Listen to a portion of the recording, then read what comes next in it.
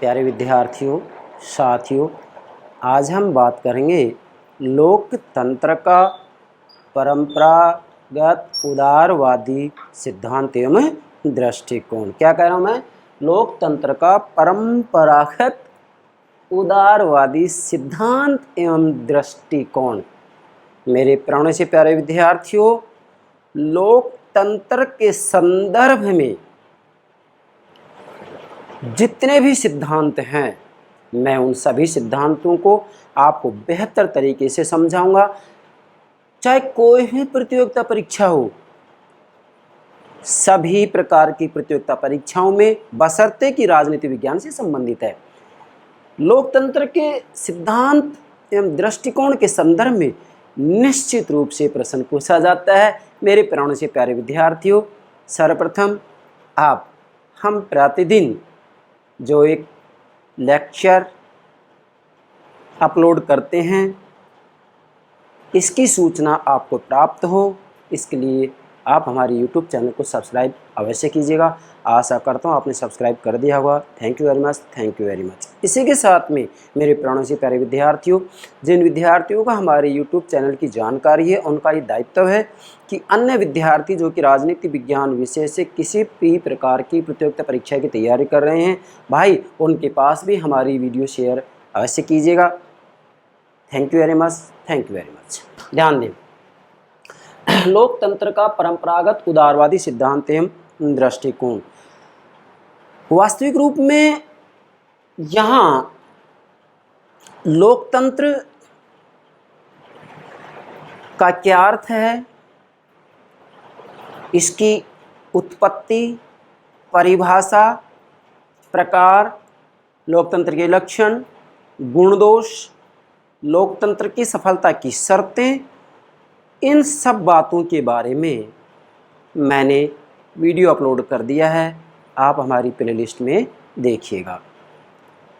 आज से हम लोकतंत्र के संदर्भ में जितने भी सिद्धांत एवं दृष्टिकोण हैं, उन सभी की चर्चा कर रहे हैं, जिसमें से हम केवल एक सिद्धांत आज ले रहे हैं। मुख्यतया लोकतंत्र के संदर्भ में 5 सिद्धांत, 5 दृष्टिकोण होते हैं। नोट कीजिएगा कौन कौन से हैं, जिनमें से एक की चर्चा आज हम करेंगे। तो इसका मतलब 5 वीडियो तो ये सीधी हो ही गई। इसके बाद में और जो समकालिक समय में नए सिद्धांत दिए गए हैं, उनको भी मैं आपको समझाऊंगा, मगर मुख्यतः 5 सिद्धांत हैं। कौन कौन से हैं नोट कीजिएगा, जिसमें से एक की चर्चा करेंगे आज हम। एक तो ये मैंने नोट कर ही दिया है, आज परंपरागत उदारवादी सिद्धांत है। ठीक है भाई, मैं इसको बेहतर तरीके से समझाऊंगा। पहला कौन सा होगा? परंपरागत उदारवादी सिद्धांत। दूसरा कौन सा है? विशिष्ट वर्गीय या अभिजनवादी सिद्धांत, मतलब लोकतंत्र का विशिष्ट वर्गीय सिद्धांत। 2 हो गए। तीसरा है लोकतंत्र का बहुलवादी सिद्धांत। चौथा है लोकतंत्र का मार्क्सवादी सिद्धांत। और 5वां है लोकतंत्र का समाजवादी सिद्धांत। मुख्यतः ये 5 सिद्धांत हैं। इसके अलावा 2-3 सिद्धांत और हैं, उनकी भी मैं चर्चा अलग से करूँगा। मेरे प्राणों से प्यारे विद्यार्थियों, वास्तव में लोकतंत्र के बारे में जो ये 5 सिद्धांत दिए गए हैं, जो ये 5 दृष्टिकोण हैं, दृष्टिकोण मतलब देखने का नज़रिया, तो लोकतंत्र को किस किस नज़रिए से देखा जाता है, ये लोकतंत्र के दृष्टिकोण कहलाते हैं। तो वास्तव में लोकतंत्र एक शासन का रूप भी है, जीवन जीने का ढंग भी है, और लोकतंत्र वास्तव में एक विस्तृत, व्यापक विचारधारा भी है। क्या है ये? एक व्यापक विस्तृत विचारधारा भी है। अब मूल जो बात है वो ये है कि वास्तव में लोकतंत्र के अंतर्गत सत्ता का वास्तविक उपयोग कौन करता है? शासक तथा शासित वर्ग में किस प्रकार के संबंध होते हैं? दो बातें। लोकतंत्र की मूल्य व्यवस्था क्या होनी चाहिए? तीन बातें होगी। नोट कीजिएगा, अगर इसको आप समझ रहे हैं ना तो ये कंप्लीट सिद्धांत समझ में आ जाएगा। क्या कि वास्तव में लोकतंत्र में सत्ता का वास्तविक उपयोग कौन करता है? जनसाधारण करता है या विशिष्ट वर्ग करता है? इसके ऊपर मतभेद है। इसलिए तो 5 सिद्धांत दिए गए हैं। शासक तथा शासित वर्ग में किस प्रकार के संबंध होते हैं, इसके ऊपर भी मतभेद बना हुआ है। लोकतंत्र की मूल्य व्यवस्था क्या होनी चाहिए, इसके ऊपर भी मतभेद बना हुआ है। इन्हीं मतभेदों के कारण वास्तविक रूप में लोकतंत्र से संबंधित मुख्यतया 5 सिद्धांत प्रचलित हैं, जो कि लोकतंत्र की मूल व्यवस्था अलग अलग बताते हैं। शासक शासित वर्ग में जो संबंध है इसकी भी चर्चा ये 5 जो सिद्धांत है अलग अलग रूप में बतलाते हैं।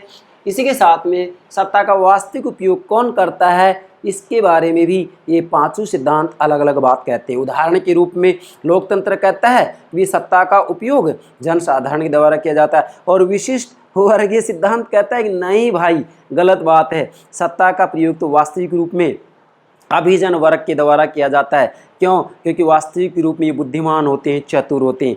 बहुलवादी सिद्धांत कहता है कि सत्ता पूरे समाज में बिखरी हुई रहती है, समाज में जितने भी जो समुदाय होते हैं उन सब के द्वारा जो है सत्ता का प्रयोग किया जाता है। तो कहने का भावार्थ ये है, ये तीनों बातें हैं, इन तीनों बातों पर जो मतभेद है, इस मतभेद के संदर्भ में ये 5 सिद्धांत अलग अलग उत्तर देते हैं, जिसमें से आज हम एक सिद्धांत की बात कर रहे हैं। ये लोकतंत्र के बारे में क्या कहता है? कौन सा?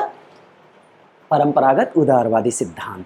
ठीक है, एक की बात कर रहे हैं। बाकी चारों जो अलग सिद्धांत है उनकी भी हम अलग से 4 वीडियो बनाएंगे। मेरा कहने का भावार्थ ये, मूल बात ये ध्यान रखना है कि ये 5 ही सिद्धांत वास्तव में अलग अलग बात कहते हैं। किसके बारे में? कि भाई वास्तविक रूप में जो सत्ता है उस सत्ता का वास्तविक उपयोग कौन करता है, जनसाधारण करता है या विशिष्ट वर्ग करता है? शासक तथा शासित वर्ग में किस प्रकार के संबंध होते हैं, मालिक नौकर जैसे होते हैं या इन दोनों में मधुर संबंध होता है? ये 5 सिद्धांत अलग अलग बात कह रहे हैं।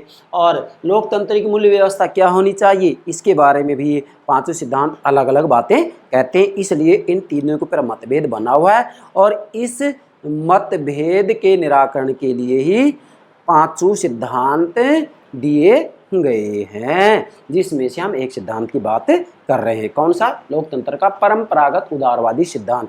यह बात स्पष्ट है कि लोकतंत्र का जो परंपरागत उदारवादी सिद्धांत है वास्तविक रूप में व्यक्ति की स्वतंत्रता के ऊपर सबसे ज़्यादा बल देता है, व्यक्ति की राजनीतिक स्वतंत्रता के ऊपर सबसे ज़्यादा बल देता है, व्यक्ति के अधिकारों के ऊपर सबसे ज़्यादा बल देता है।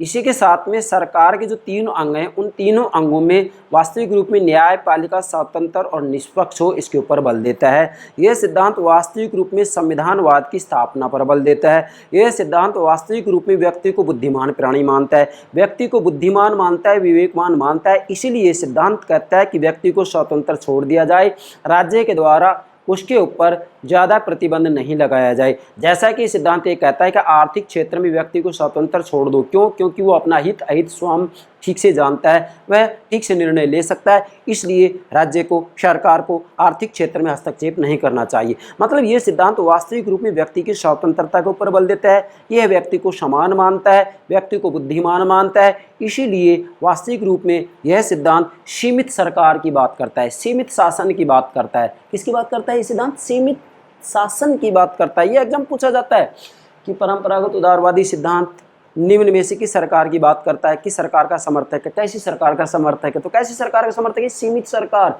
सीमित सरकार क्यों?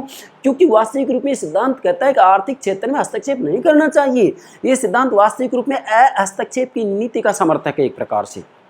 ये बात आपको ध्यान में रखनी है। अब जो ये परंपरागत उदारवादी सिद्धांत है, इसकी जो मूल मान्यताएं हैं, लक्षण है, वो मैं आपको 8 बिंदुओं के माध्यम से समझाऊंगा, और इसी के साथ में परंपरागत उदारवादी सिद्धांत में क्या कमियां हैं उनको भी मैं आपको 5 बिंदुओं के माध्यम से समझाऊंगा। ये सारी बातें यदि आप समझ जाते हैं तो एग्जाम में किसी भी रूप में प्रश्न पूछा जाए, मेरी प्रेरणा से प्यारे विद्यार्थी आप गलती नहीं कर सकते। चाहे यूपीएससी एग्जाम हो, यूजीसी नेट एग्जाम हो, कॉलेज लेक्चर, स्कूल लेक्चर या राजनीति विज्ञान से संबंधित कोई भी प्रतियोगिता परीक्षा हो, मैं विश्वास से कह रहा हूँ जिस रूप में मैं आपको समझाता हूँ उस रूप में समझिएगा।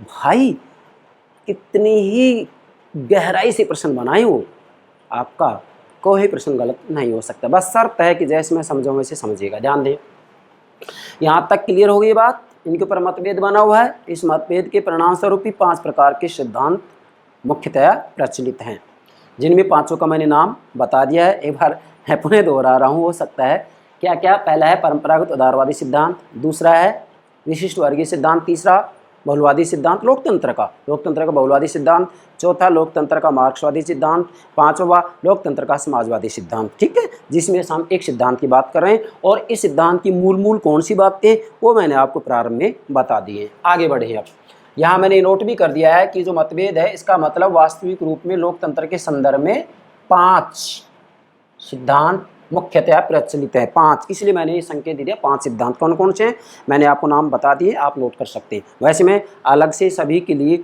वीडियो अपलोड करूँगा। ठीक है, आगे बढ़े। लोकतंत्र का परंपरागत उदारवादी सिद्धांत एवं दृष्टिकोण। अब इसकी शुरुआत करते हैं। ये तो हमने पृष्ठभूमि बना दी है, ये बात तो सबके ऊपर लागू होती है, मतलब सभी जो ये सिद्धांत है, 5 सिद्धांत हैं, सभी अलग अलग रूप में इन तीनों बातों का जवाब देते हैं। तीनों बातों का मतलब ये मैंने नोट कर दिया ना 3, कि वे सत्ता का वास्तविक उपयोग कौन करता है, जनता करता है, विशिष्ट वर्ग करता है, या समाज में जितने भी संगठन है वो सभी करते हैं, शासक तथा शासित वर्ग में किस प्रकार के संबंध होते हैं, और लोकतंत्र की मूल्य व्यवस्था क्या होनी चाहिए है। इन तीनों के ऊपर मतभेद है, और वास्तविक रूप में इन्हीं तीनों प्रश्नों का जवाब, इन्हीं तीनों प्रश्नों का उत्तर 5 सिद्धांतों के द्वारा अलग अलग रूप में दिया गया है।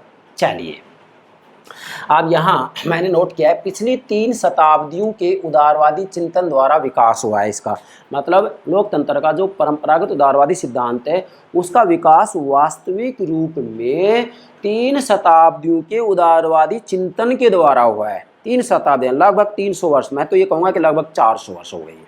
400 वर्ष, 400 वर्षों के चिंतन का परिणाम है ये सिद्धांत। कौन सा? लोकतंत्र का परंपरागत उदारवादी सिद्धांत। और वास्तविक रूप में आज इसी ही सिद्धांत को श्रेष्ठ और उचित सिद्धांत माना जाता है। ये बात आपको नोट करनी है। आगे बढ़े, अगली बात मैंने नोट की है, इस सिद्धांत को, कौन से सिद्धांत को? लोकतंत्र का परंपरागत उदारवादी सिद्धांत को। ये एग्जाम पूछा जाता है, विद्यार्थी अक्सर गलती करते हैं। परंपरागत उदारवादी सिद्धांत को पश्चिमी सिद्धांत अथवा लोकतंत्र का लोकप्रिय सिद्धांत भी कहा जाता है। क्या कहा है मैंने? लोकतंत्र का लोकप्रिय सिद्धांत भी कहा जाता है। तो वास्तविक रूप में 5 सिद्धांत में जो लोकप्रिय सिद्धांत है, श्रेष्ठ सिद्धांत है, उचित सिद्धांत है, अच्छा सिद्धांत है, सर्वमान्य सिद्धांत है, एक प्रकार से सर्वमान्य हो गया सोवियत संघ का विघटन होने के बाद में। 1991 में सोवियत संघ का विघटन हो गया, तो एक प्रकार से समाजवादी विचारधारा धीरे धीरे समाप्त होती जा रही है और उदारवादी विचारधारा की जीत ही हो गई है, हम तो यही कहेंगे। तो वास्तविक रूप में यह सिद्धांत एक प्रकार से लोकप्रिय सिद्धांत भी कहलाता है और पश्चिमी सिद्धांत भी कहलाता है। आपसे एग्जाम पूछा जा सकता है। आगे अगली बात आ रही है, इस सिद्धांत के मतलब परंपरागत उदारवादी सिद्धांत के प्रमुख विचारक प्रतिपादक कौन कौन है? ध्यान दें, हॉब्स, लॉक, रूसो। मतलब Thomas Hobbes, John Locke, Jean Jacques Rousseau, जो कि ये तीनों ही समझौतावादी विचारक। क्या है? ये तीनों ही समझौतावादी विचारक, संविदावादी विचारक। तो Hobbes, John Locke, Jean Jacques Rousseau, Jeremy Bentham, John Stuart Mill, T H. Green, Thomas Hill Green, Montesquieu, Abraham Lincoln, Jefferson और हर्बर्ट स्पेंसर आदि प्रमुख विचारक माने जाते हैं। किससे संबंधित? परंपरागत उदारवादी सिद्धांत से संबंधित प्रमुख विचारक कौन कौन से हैं? Hobbes, Locke, Rousseau, Bentham, J S. Mill, T H. Green, Montesquieu, Lincoln, Jefferson और हर्बर्ट स्पेंसर। ये इसके प्रमुख विचारक हैं, आपसे एग्जाम में पूछा जा सकता है। अब इसके बाद में परंपरागत उदारवादी सिद्धांत की आधारभूत मान्यताएं एवं लक्षण कौन कौन से हैं, जिनकी कि मैंने कुछ झलक प्रारंभ में दे दी है। मैंने ये कहा था ना कि उदारवादी विचारधारा का जो केंद्र बिंदु होता है वो व्यक्ति की स्वतंत्रता होती है। यहाँ पर व्यक्ति की स्वतंत्रता के ऊपर बल दिया जाता है, व्यक्ति को बुद्धिमान माना जाता है, इसी के साथ में व्यक्तियों को समान माना जाता है, इसी के साथ में सीमित सरकार की बात की जाती है सिद्धांत के अंतर्गत, मतलब संविधानवाद की बात की जाती है, सरकार सीमित होनी चाहिए।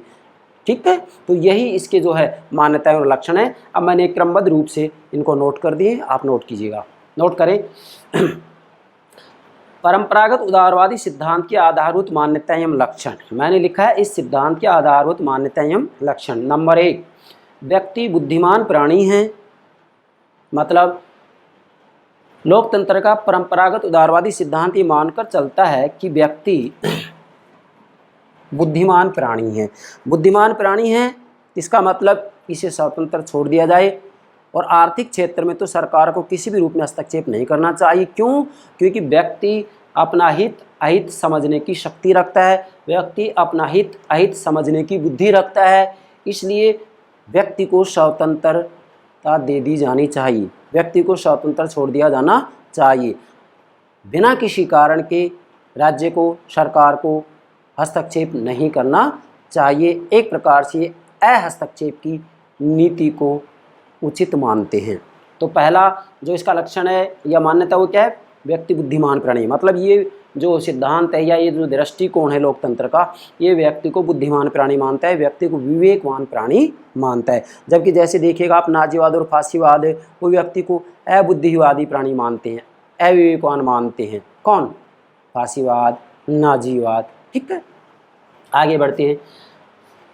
यह सिद्धांत सभी व्यक्ति मूलतः समान हैं, इस विश्वास करता है, मतलब इस सिद्धांत की दूसरी मान्यता है सभी व्यक्ति मूलतः समान हैं। वास्तविक रूप में परंपरागत उदारवादी सिद्धांत सभी व्यक्तियों को समान मानता है, इसीलिए संविधान में ये व्यवस्था की जाती है कि विधि की दृष्टि में सभी समान हैं, विधि का सभी को समान संरक्षण है। वास्तविक रूप में आप देखिएगा हमारे भारत में इस बात को स्वीकार किया गया है। जितने भी परंपरागत उदारवादी सिद्धांत के समर्थक देश हैं, जैसे भारत में भी सिद्धांत को अपनाया गया है, संयुक्त राज्य अमेरिका में, जापान में भी इस सिद्धांत को अपनाया गया है। पश्चिमी देश जितने भी हैं, कुछ अपवादों को छोड़ करके सभी के अंतर्गत इसी ही सिद्धांत को अपनाया गया है, इसलिए उन देशों में ये लक्षण या मान्यताएं आपको मिलेंगी ही मिलेंगी। इसलिए तो इसको क्या कहा जाता है? पश्चिमी सिद्धांत कहा जाता है।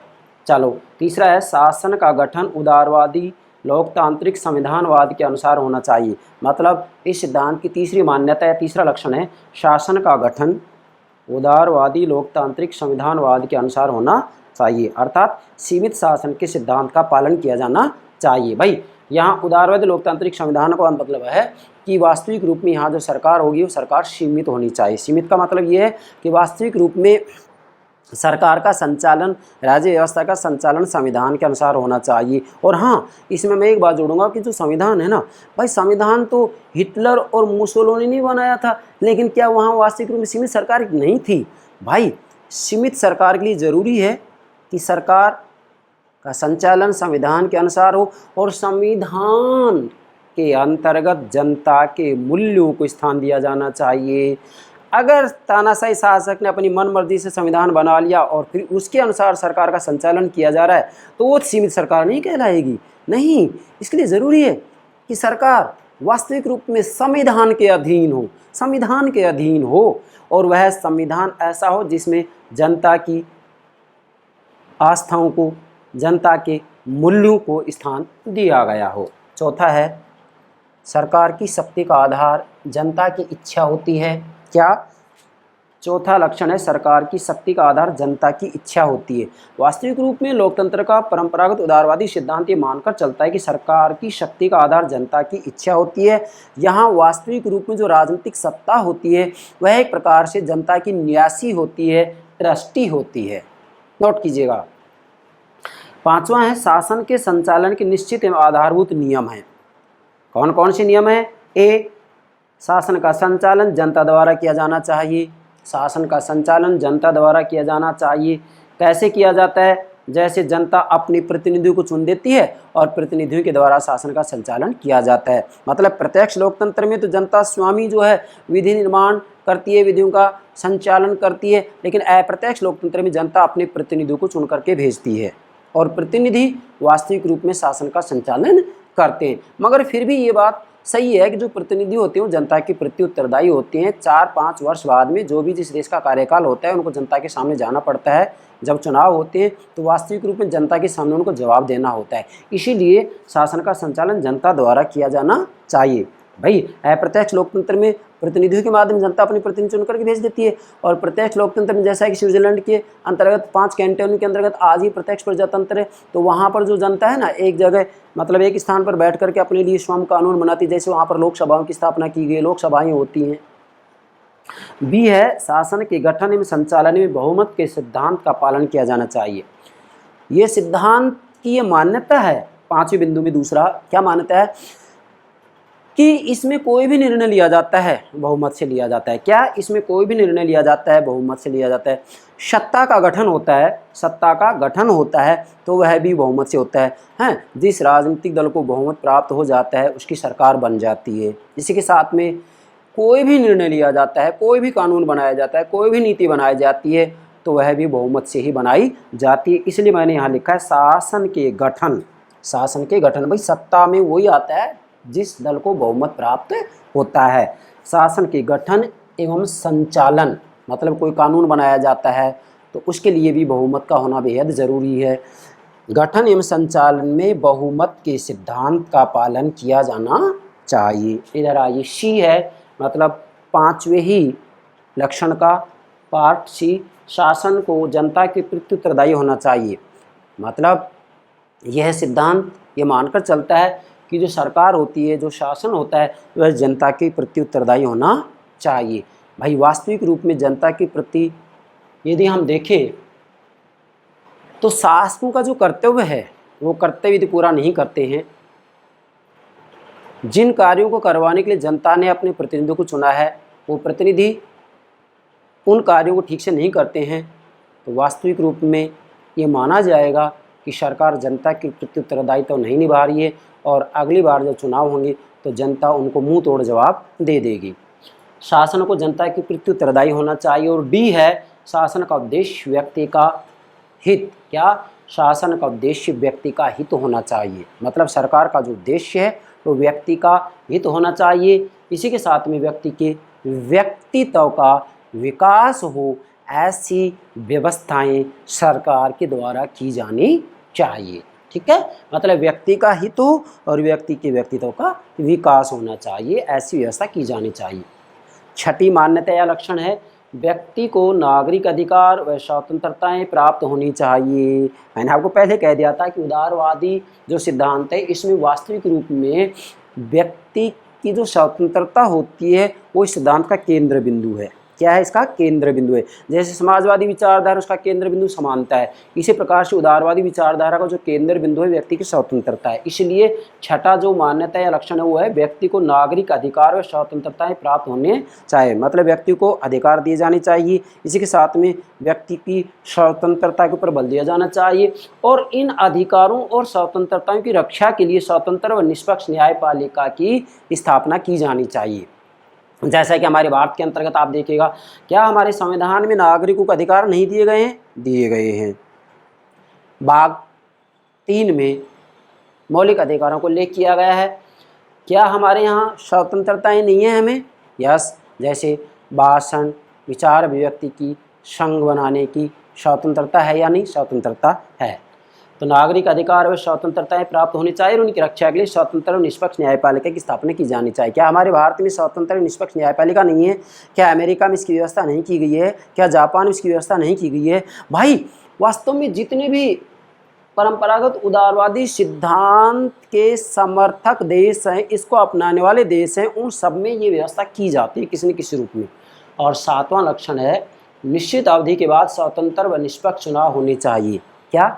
निश्चित अवधि के बाद स्वतंत्र और निष्पक्ष चुनाव होने चाहिए। अब वो कार्यकाल किसी देश में 4 वर्ष होता है, किसी में 5 वर्ष होता है। कार्यकाल चाहे जो भी हो, वैसे उचित कार्यकाल 5 वर्ष माना जाता है।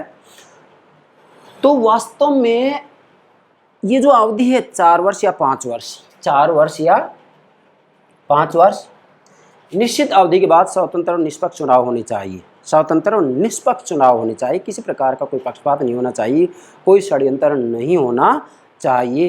कहने का भावार्थ ये कि वास्तविक रूप में स्वतंत्र और निष्पक्ष चुनाव होने चाहिए। ऐसा नहीं कि मतदाताओं को डरा दिया जाए, डरा धमका करके उनके मतलब जनता की जो इच्छा है उसको प्राप्त किया जाए, उनके मत को प्राप्त कर लिया जाए।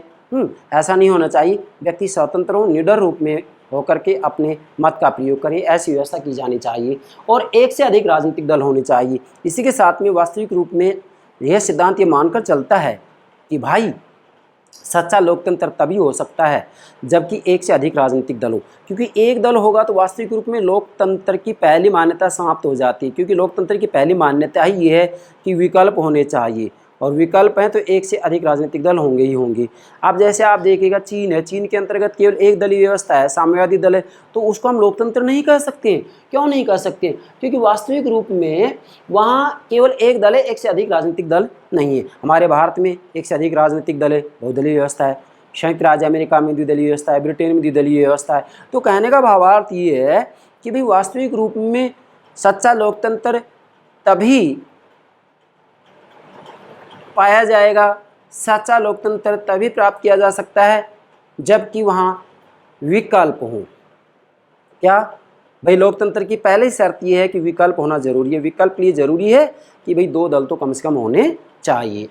और अंतिम 8वां है, सरकार को जनमत का आदर करना चाहिए। ध्यान दीजिएगा, सरकार को जनमत का आदर करना चाहिए। सरकार को जनमत का आदर करना चाहिए। इसका मतलब ये है कि जनता ने अपने प्रतिनिधि को चुन करके भेजा है, और सभी निर्वाचन क्षेत्रों से जनता ये बात तो कहती है कि हमारी ये मांगे हैं, इन मांगों का पूरा कीजिएगा।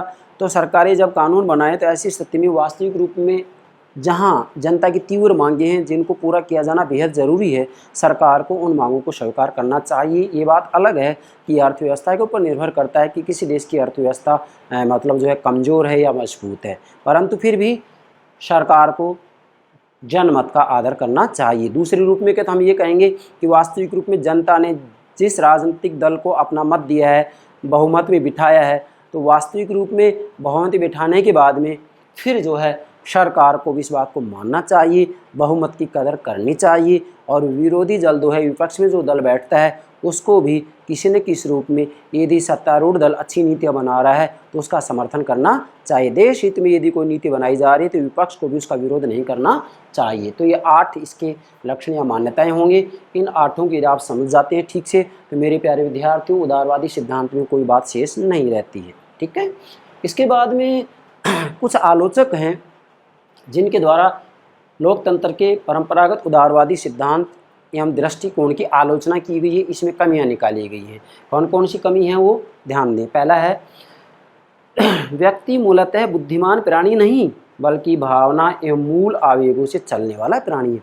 आलोचकों का कहना है कि नहीं भाई गलत बात है। जैसा कि एक मनोविश्लेषक हैं फ्रायड ने कहा भी है कि वास्तविक रूप में 80% निर्णय व्यक्तियों के द्वारा भावनाओं में बहकर आवेगों के माध्यम से लिए जाते हैं, केवल 20% निर्णय ही बुद्धि से लिए जाते हैं। और भी बहुत विद्वान हैं जिन्होंने कहा कि वास्तव में व्यक्ति तो ज़्यादातर जो है निर्णय लेता है ना, वो भावना और आवेगों में बह कर के लेता है। हाँ, मैं भारत की बात करूं, एक उदाहरण दूंगा आपको इसी बिंदु पर। हमारे यहाँ लोकतंत्र है, यस लोकतंत्र है। अब जब चुनाव होते हैं, मैं आपको एक उदाहरण दे रहा हूँ, समझेंगे इस बिंदु को। जब चुनाव होते हैं तो आप अक्सर देखते होंगे कि जब किसी उम्मीदवार के समर्थन में जनता नारे लगाती है तो हमने देखा है कि वहाँ बहुत बुद्धिमान से बुद्धिमान व्यक्ति भी जो है, जनसाधारण जब नारे लगाते हैं तो बुद्धिमान व्यक्ति भी ज़ोर ज़ोर से चिल्लाने लग जाता है और उनके द्वारा ऐसी ऐसी हरकतें की जाती हैं, ऐसा लगता है कि वो कहाँ बुद्धिमान है, वो तो बिल्कुल बुद्धिहीन है। ऐसा क्यों होता है? ऐसा इसलिए होता है कि वो भावनाओं में बह जाते हैं। और भारतीय मतदाताओं के बारे में तो ये बात बिल्कुल सत्य उभर कर सामने आती है क्या कि भारतीय मतदाता वास्तव में भावनाओं में बहकर आवेगों से ग्रसित होकर के अक्सर अपने मत का प्रयोग करते हैं। ग्रामीण महिलाओं को जब हम देखते हैं मतदान करने के लिए जब जाती हैं, चाहे महिला हो या पुरुष हो, तो गांव के अंतर्गत एक मुखिया ने निर्णय ले लिया कि इस बार इस उम्मीदवार को वोट देना है, इस दल को वोट देना है, पूरा गांव उसके समर्थन में हो जाता है और ग्रामीण महिलाएं गीत गाती हुई जाती हैं मतदान करने के लिए, हैं नृत्य करती हुई जाती हैं, पुरुष भी नृत्य करते हुए जाते हैं। ट्रैक्टर की ट्रॉलियों के अंतर्गत कुछ तो पैदल ही मार्च करते हैं, डांस करते हैं। तो वास्तव में उनको ये नहीं मालूम है कि हम जिस उम्मीदवार को वोट देने के लिए जा रहे हैं कितना बुद्धिमान है, कितना न्यायी है, कितना सत्यवादी है, कोई मतलब नहीं है। जिस व्यक्ति को हम वोट देने के जा रहे हैं किस राजनीतिक दल से है नहीं जानकारी है, उस राजनीतिक दल के क्या सिद्धांत है, क्या घोषणा पत्र है नहीं जानकारी है, और वो फिर भी वो नृत्य करते हुए जा रहे हैं। तो ये क्या है? ये यही है भावनाओं में बहना, आवेगों से ग्रसित होना। इसलिए आलोचकों का कहना है कि वास्तव में परंपरागत उदारवादी सिद्धांत के अंतर्गत जो ये मानकर चला जाता है कि व्यक्ति मूलतः बुद्धिमान प्राणी है, वास्तव में व्यक्ति मूलतः बुद्धिमान प्राणी नहीं है, बल्कि भावनाएं मूल आवेगों से चलने वाला प्राणी है। इस बात में सत्यता का अंश मौजूद है, सत्यता का अंश मौजूद है। यस, आप भारत में देख सकते हैं चुनाव के समय में मतदाताओं का जो मतदान करते समय आचरण होता है, एक मतदाता का जो व्यवहार होता है जिसे मतदान व्यवहार कहा जाता है, आप उसका विश्लेषण कीजिएगा, ये सारी बातें आपको दिखाई देंगी। दूसरा, सभी व्यक्ति समान नहीं होते। लोकतंत्र का परंपरागत उदारवादी सिद्धांत ये मानकर चलता है कि भी सभी व्यक्ति समान होते हैं। जैसे इधर मैंने ये नोट भी किया है, सभी व्यक्ति मूलतः समान होते हैं, इसीलिए कहा जाता है कि भी विधि की दृष्टि में सब समान है, कानून का समान संरक्षण मिला हुआ है। लेकिन भाई, असमानता तो प्रकृति का नियम है, और स्वयं राजनीति विज्ञान के जनक अरस्तु ने भी कहा था कि प्रकृत्या ही कुछ व्यक्ति बुद्धिमान होते हैं, बाकी मंद बुद्धि के होते हैं। जो बुद्धिमान होते हैं वो स्वामी बनने के लिए आते हैं, और जो मंद बुद्धि के होते हैं वो सेवक दास बनने के लिए आए हैं। आप बताइए मुझे, क्या अरस्तु ने अपनी पुस्तक पॉलिटिक्स में बात नहीं की है? कही है। और आज भी आप देखिएगा, एक माँ की कोख से दो भाई जन्म लेते हैं, बराबर सुविधाएं दी जाती हैं। एक भाई IAS बन जाता है, दूसरा भाई किसी के घर पर पोछा लगाता है, बराबर सुविधा दी गई, लेकिन एक आगे निकल गया, एक पिछड़ गया। भाई, सच्चाई ये है, किसी न किसी रूप में हम ये बात स्वीकार करेंगे कि वास्तविक रूप में असमानता प्रकृति का नियम है। सत्य है, ये बात सत्य है, सत्य है। सभी व्यक्ति समान नहीं होते, जबकि ये विचारधारा सभी व्यक्तियों को समान मानती है। तीसरा, जनता द्वारा शासन के संचालन का सिद्धांत हानिकारक है। क्या? जनता द्वारा शासन के संचालन का सिद्धांत हानिकारक है। मतलब ये सिद्धांत ये मानकर चलता है कि शासन का संचालन जनता के द्वारा किया जाता है, लेकिन वास्तविक रूप में जनता इतनी बुद्धिमान नहीं होती है, जनता को कानून की इतनी जानकारी नहीं होती है। चाहे अप्रत्यक्ष लोकतंत्र की बात भी यदि हम करें तो अप्रत्यक्ष लोकतंत्र में भी जब जनता अपने प्रतिनिधियों को चुनती है तो वास्तविक रूप में प्रतिनिधियों को चुनते समय आप स्वयं देखिएगा मतदाता को किस राजनीतिक दल की घोषणा पत्र सिद्धांत की जानकारी होती है? नहीं होती है। और वास्तविक रूप में लोकतंत्र में तो जनता भावनाओं में बहकर के मतदान करती है। लोकतंत्र में वास्तविक रूप में जनता आवेगों से ग्रसित होकर के मतदान करती है। तो वास्तविक रूप में ऐसी स्थिति में लोकतंत्र भीड़ तंत्र में बदल जाता है, आलोचकों का कहना है। इसमें भी सत्यता का अंश है। चौथा है, व्यवहार में लोकतंत्र का संचालन विशिष्ट वर्ग या अभिजन वर्ग द्वारा किया जाता है, लेकिन यह सिद्धांत इस तथ्य की उपेक्षा करता है। ध्यान दीजिएगा, आलोचकों का कहना है कि वास्तव में देखा जाए तो लोकतंत्र में कहा जाता है कि शासन का संचालन जनता के द्वारा किया जाता है, लेकिन नहीं, आलोचकों का कहना है कि व्यवहार में यदि हम देखें तो वास्तविक रूप में लोकतंत्र का संचालन भी विशिष्ट वर्ग या अभिजन वर्ग के द्वारा ही किया जाता है। क्यों? क्योंकि लोकतंत्र में भी निर्णय तो केवल कुछ लोग ही लेते हैं। मैं तो ये कह सकता हूँ कि मिशेल्स ने जो सिद्धांत दिया था अल्पतंत्र का लौह नियम, इसका मतलब ये चाहे परिवार हो, चाहे समूह हो, चाहे राजनीतिक दल हो, या फिर व्यवस्थापिका हो, कार्यपालिका हो, वास्तविक रूप में निर्णय तो केवल कुछ लोग ही लेते हैं। निर्णय तो केवल कुछ लोग ही लेते हैं। फिर चाहे लोकतंत्रीय शासन प्रणाली ही क्यों ना हो, उसमें भी निर्णय तो केवल कुछ लोग ही लेंगे। मुझे बताइए, क्या व्यवस्थापिका के अंतर्गत वास्तविक रूप में सभी व्यक्ति सक्रिय रूप में निर्णय लेते हैं? नहीं। व्यवस्थापिका में जो कानून बनाए जाते हैं वास्तविक रूप में मंत्रिमंडल के द्वारा पहले तय कर लिया जाता है, और मंत्रिमंडल में भी केवल कुछ ही लोग होते हैं जो कि सक्रिय होते हैं। वो कुछ लोग ही तो क्या है, विशिष्ट वर्ग है, वो कुछ लोग ही तो अल्पतंत्र है। परिवार में देखिएगा, पहले संयुक्त परिवार हुआ करते थे, ज्वाइंट फैमिली हुआ करती थी, आज तो एकाकी परिवार है। संयुक्त परिवार के अंतर्गत वास्तविक रूप में परिवार का मुखिया जो होता था, उस मुखिया के द्वारा जो निर्णय ले लिया जाता था वो फाइनल होता था, अंतिम होता था, मान्य होता था, उसका किसी के द्वारा विरोध नहीं किया जाता था। मेरा कहने का मतलब है, चाहे परिवार हो, चाहे राजनीतिक दल हो, चाहे समूह हो, और चाहे सरकार का अंग हो, व्यवस्थापिका, कार्यपालिका, वास्तविक रूप में निर्णय तो केवल कुछ लोगों के द्वारा ही लिया जाता है। इसलिए व्यवहार में वास्तविक रूप में लोकतंत्र का संचालन जनता नहीं करती है। क्या व्यवहार में लोकतंत्र का संचालन जनता नहीं करती है, बल्कि विशिष्ट वर्ग करता है। क्यों? क्योंकि बुद्धिमान होते हैं, वो चतुर होते हैं, उनके पास संसाधन होते हैं। इसलिए आप ये ध्यान रखेंगे कि मिशेल्स का जो सिद्धांत है अल्पतंत्र का लोह नियम, ये वास्तविक रूप में ये कहता है कि चाहे शासन प्रणाली कोई भी क्यों ना हो, निर्णय तो केवल कुछ ही लोग लेते हैं। लोकतंत्र में कहा जाता है कि निर्णय बहुमत से लिया जाता है, लेकिन सच्चाई ये है कि उसमें भी निर्णय तो केवल कुछ ही लोग लेते हैं, उसके बाद में उस निर्णय का समर्थन किया जाता है। इसमें भी सच्चाई है। मिशेल्स ने कौन सा सिद्धांत दिया था? अल्पतंत्र का लोह नियम। अल्पतंत्र का लोह नियम मतलब चाहे कोई भी संगठन हो, निर्णय तो केवल कुछ लोगों के द्वारा लिया जाता है, तो फिर लोकतंत्र भी इससे बच नहीं सकता। इसलिए ये बात गलत है कि लोकतंत्र में वास्तविक रूप में जनता शासन शक्ति का प्रयोग करती है।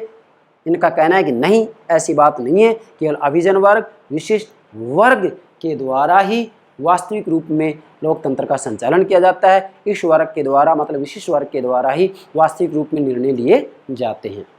लेकिन यह सिद्धांत इस तथ्य की उपेक्षा करता है, मतलब ये परंपरागत उदारवादी सिद्धांत फिर भी इस तथ्य की उपेक्षा करता, नहीं मानता। इसका कहने की नहीं, गलत बात है। लोकतंत्र में तो वास्तविक रूप में शासन शक्ति जनता के हाथों में होती है, लेकिन वास्तविक रूप में ये सच्चाई नहीं है। आप स्वयं देखिएगा, जब चुनाव होते हैं तो उस समय मान लीजिएगा किसी, हम एक गांव का उदाहरण लेते हैं, एक गांव के अंतर्गत किसी मुखिया के, अभी भी है ये बातें, किसी मुखिया के द्वारा कह दिया गया कि इस बार हम इस राजनीतिक दल के उम्मीदवार को वोट देंगे हैं, तो ऐसी स्थिति में पूरा गाँव उस बात को जो है समर्थन दे देता है। तो मुझे बताइए, क्या सबके विवेचना निर्णय लिया गया है? नहीं, केवल एक के द्वारा, कुछ के द्वारा। एक भी हो सकता है गांव का मुखिया, 5-7 व्यक्ति भी प्रभावशाली हो सकते हैं गांव के अंतर्गत, तो उन कुछ के द्वारा निर्णय लिया गया है कि इस बार हमें इस उम्मीदवार को, इस राजनीतिक दल को जो है मत देना है, और पूरे गांव ने समर्थन कर दिया। यही तो है अल्पतंत्र का लोह नियम। यही तो कहता है कि लोकतंत्र का संचालन वास्तविक रूप में केवल कुछ लोगों के द्वारा किया जाता है। लोकतंत्र का संचालन वास्तविक रूप में केवल विशिष्ट वर्ग या अभिजन वर्ग के द्वारा किया जाता है, जो कि वास्तविक रूप में संपत्तिशाली होते हैं, चतुर होते हैं, बुद्धिमान होते हैं। सब बात आ गई इसमें। चलिए, अंतिम 5वां है यह सिद्धांत, कौन सा? परंपरागत उदारवादी सिद्धांत। यह सिद्धांत मूल्यों एवं आदर्शों पर अधिक बल देता है। मतलब ये सिद्धांत वास्तविक रूप में मूल्यों एवं आदर्शों पर अधिक बल देता है। जैसे व्यक्ति की स्वतंत्रता पर बल देता है, स्वतंत्र निष्पक्ष न्यायपालिका पर बल देता है, नागरिक अधिकारों के ऊपर बल देता है, सीमित शासन की बात करता है, संविधानवाद की बात करता है। मेरा कहने का भावार्थ ये, जो पीछे ये सारे मैंने आपको जो ये लक्षण बताए ना, ये उसकी तरफ संकेत है। ये सिद्धांत मूल्यों एवं आदर्शों पर अधिक बल देता है और राजनीतिक जीवन की वास्तविकताओं पर समुचित ध्यान नहीं देता। मतलब वास्तव में ये सिद्धांत आदर्शों और मूल्यों की बात तो करता है, लेकिन राजनीतिक जीवन की वास्तविकताओं पर समुचित ध्यान नहीं देता है सिद्धांत। जैसे नहीं, अभी वास्तविकता ये आ गई भाई, लोकतंत्र के परंपरागत उदारवादी सिद्धांत ही मान के चला जाता है। क्या लोकतंत्र के परंपरागत उदारवादी सिद्धांत ही मानकर चला जाता है कि जो शासन शक्ति होती है वह जनता के हाथों में निहित होती है। यहाँ वास्तविक रूप में जो है सीमित सरकार होती है, हैं, व्यक्ति की स्वतंत्रताओं को जो है मान्यता दी जाती है, स्वतंत्र निष्पक्ष न्यायपालिका होती है। लेकिन वास्तव में देखा जाए तो न्यायपालिकाएँ भी आज हम माननीय न्यायपालिका, चाहे भारत की न्यायपालिका हो, दुनिया के किसी भी देश की न्यायपालिका हो, उसका सम्मान करते हैं, उसके सामने नतमस्तक हैं कि वो स्वतंत्र निष्पक्ष रूप में निर्णय लें। लेकिन कभी कभी जब हम दबाव समूहों का अध्ययन करते हैं तो हमने देखा है कि न्यायपालिकाओं के ऊपर भी उनका प्रभाव पड़ता है। तो वास्तविक रूप में देखा जाए तो भाई ये सिद्धांत केवल मूल्य और आदर्शों की बात करता है और राजनीतिक जीवन की जो वास्तविकता है ना उनकी तरफ ध्यान नहीं देता। वास्तविकता क्या है? वास्तविकता है कि न्यायपालिकाएं भी कितनी स्वतंत्र निष्पक्ष रूप में कार्य करती हैं। वास्तविक रूप में सरकार कितनी सीमित है। इसी के साथ में व्यक्ति की स्वतंत्रता को कितना स्थान दिया जाता है और वास्तव में शासन शक्ति का प्रयोग क्या सच में जनसाधारण करते हैं या फिर समाज में जो मलाईदार परत होती है जिसे विशिष्ट वर्ग या अभिजन वर्ग कहा जाता है उसके द्वारा किया जाता है। यस, उनके द्वारा ही वास्तविक रूप में शासन शक्ति का प्रयोग किया जाता है, जिसे मलाईदार परत कहा जाता है, जिसे विशिष्ट वर्ग कहा जाता है, जिसे अभिजन वर्ग कहा जाता है। क्लियर? तो कहने का भावार्थ ये है कि वास्तविक रूप में आलोचकों के द्वारा परंपरागत उदारवादी सिद्धांत की जो आलोचनाएं की गई हैं, इन आलोचनाओं में सत्यता का अंश मौजूद है, परंतु इसका निष्कर्ष ये नहीं निकालना है कि ये सिद्धांत गलत है। नहीं, वास्तव में आज तक जितने भी सिद्धांत दिए गए, 5 सिद्धांत मैंने आपको बताए थे, उन 5 सिद्धांतों का तुलनात्मक अध्ययन जब हम करते हैं तो सबसे श्रेष्ठ, सबसे उचित, सबसे अच्छा लोकप्रिय सिद्धांत लोकतंत्र का परंपरागत उदारवादी सिद्धांत है। आशा करता हूँ मेरे प्राणों से प्यारे विद्यार्थियों, लोकतंत्र का पहला जो सिद्धांत मैंने आपको समझाया है, परंपरागत उदारवादी सिद्धांत, ये ठीक से आपकी समझ में आ गया होगा। Thank you very much.